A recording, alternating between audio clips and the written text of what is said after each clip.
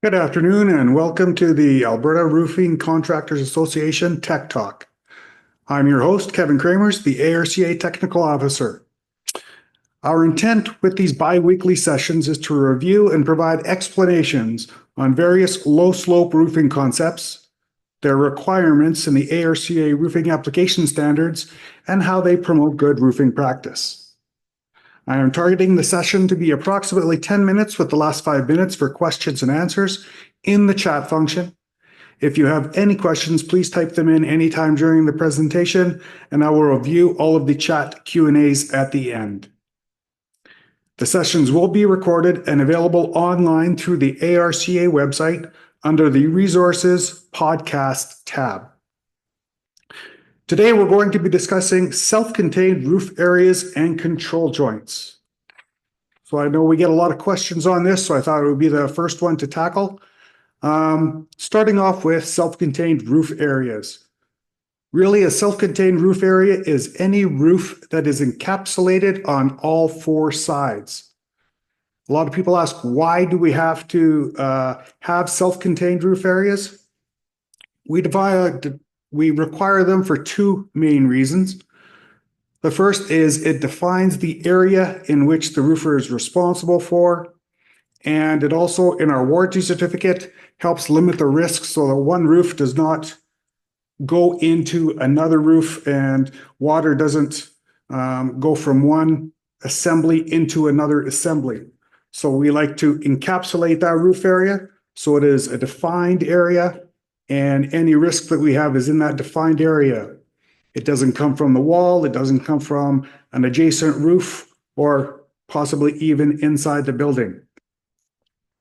If you look at our ARCA standards, we also talk a lot about control joints. Now, some people get these concepts a little bit mixed up. So a control joint can be one of 2 different things. It can be a roof area divider or an expansion joint. Each of the control joints are elevated roof elements used to divide the roof membrane areas to control membrane movement. All the different types of membranes, whether it's built-up roofing, modified bituminous roofing, or single-ply roofing, they do have limits on the extent that the membranes themselves can move. So providing those roof area dividers can be good roof practice. So roof area dividers are not always required, but what they do is they're an elevated element fabricated from either dimensional wood or structural steel, incorporating into the roof to subdivide the large areas into different smaller areas, usually at changes in deck direction or different type of deck types.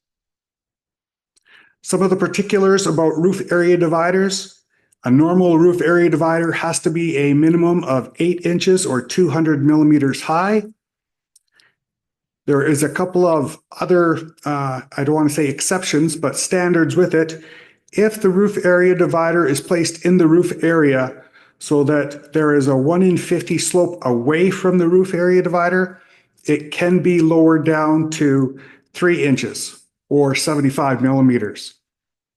That way we know there's not going to be any water pooling right next to the roof area divider, and there is little risk of snow and ice also accumulating right next to the roof area divider.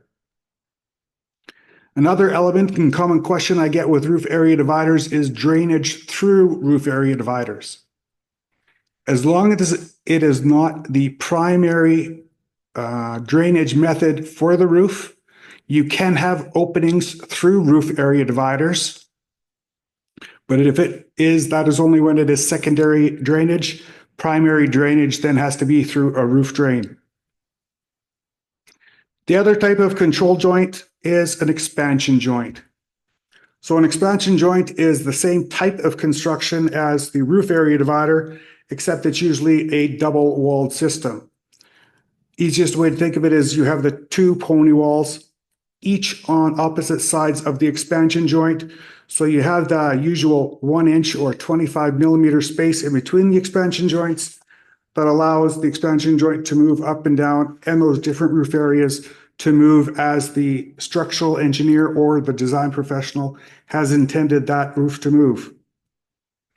The expansion joints usually carry through right from the foundation, up the walls and into the roof.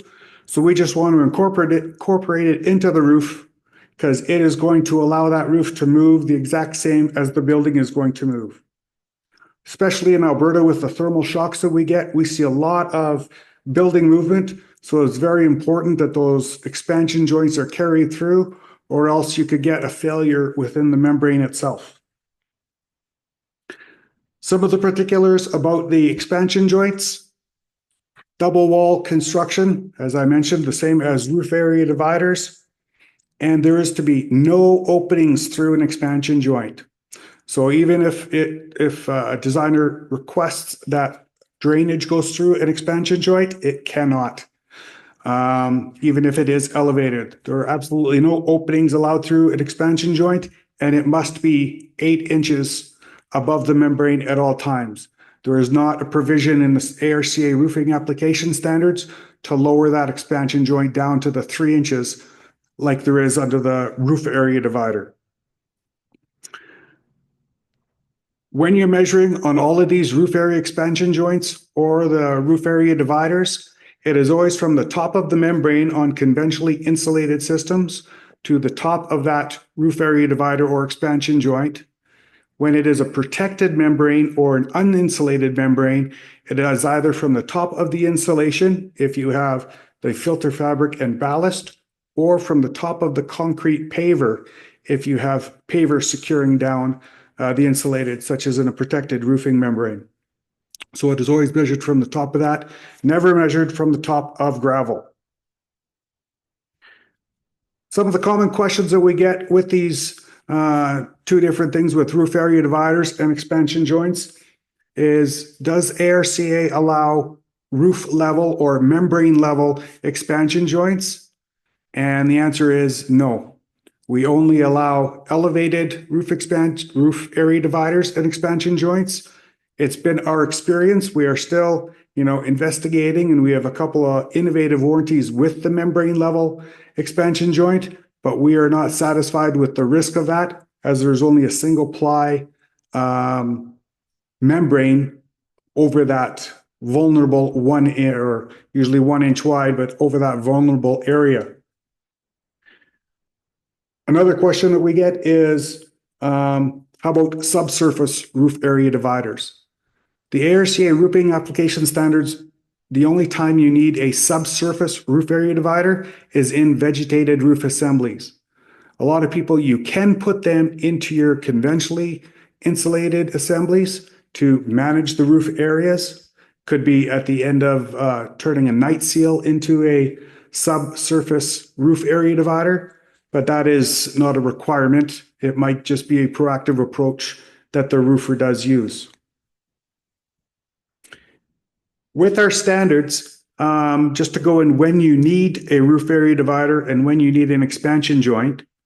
As I mentioned with the expansion joint, it is required when the designer or the designer of record has an expansion joint in the system, and you must carry that through. And that can be in different deck changes or integrated into the building. The ARCA roofing application standards only has 2 instances where roof area dividers are required to obtain our warranty. One is in built-up roofing.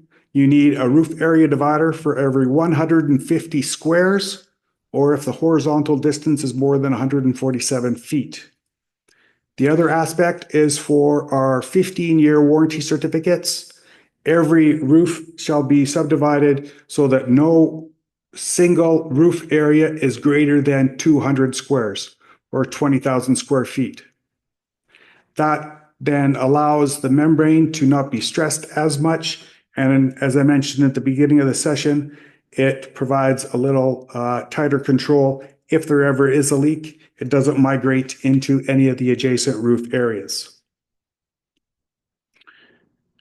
So I know this is a really exciting topic for some. I know I get really excited about roof area dividers and expansion joints, and seeing all your smiling faces, you do too. So I'm just going to go over onto the chat. I saw that there was a couple questions here.